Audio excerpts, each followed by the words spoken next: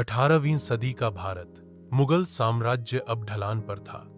अलग अलग सूबेदार, नवाब और राजा अब अपनी अपनी ताकत बढ़ा रहे थे। इन्हीं में से एक था हैदराबाद का निजाम, जो चाहता था कि दक्षिण भारत में उसकी सत्ता सबसे मजबूत हो।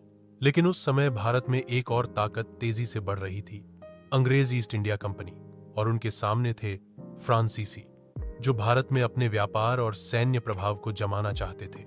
कर्नाटक के मैदान, यानी आज के तमिलनाडु और कर्नाटक में शुरू हुए थे 3 बड़े युद्ध, जिन्हें कहते हैं कर्नाटक युद्ध। पहला कर्नाटक युद्ध फ्रांस और ब्रिटेन के बीच हुआ, लेकिन असली मोड़ आया दूसरे कर्नाटक युद्ध में। यह युद्ध सिर्फ 2 विदेशी ताकतों के बीच नहीं था, बल्कि भारतीय राजा भी अब इन विदेशी ताकतों के मोहरे बनते जा रहे थे। इसी दौर में सामने आया एक नाम जाफर खान, हैदराबाद के निजाम का सेनापति। लेकिन जाफर खान की वफादारी सिर्फ दिखावे की थी।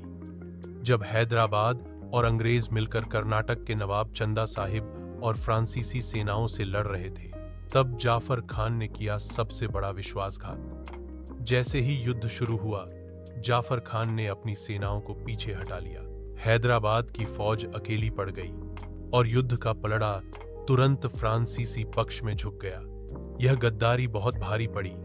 निजाम की सेना को हार का सामना करना पड़ा और हैदराबाद की राजनीतिक ताकत को बहुत बड़ा झटका लगा। कहा जाता है कि उसे फ्रांसीसियों से धन और जमीन का वादा मिला था, लेकिन वो सम्मान कभी नहीं मिला जो एक सच्चे योद्धा को मिलता। जाफर खान इतिहास में दर्ज हो गया, एक और मीर जाफर के रूप में। धीरे धीरे अंग्रेजों ने फ्रांसीसी ताकत को कमजोर कर दिया।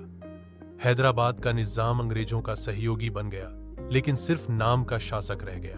भारत की सत्ता अब विदेशी हाथों में जा रही थी, और एक बार फिर इतिहास ने दिखाया कि गद्दारी सिर्फ एक इंसान को नहीं गिराती, बल्कि पूरा राज्य और सभ्यता उसके साथ डूब जाती है।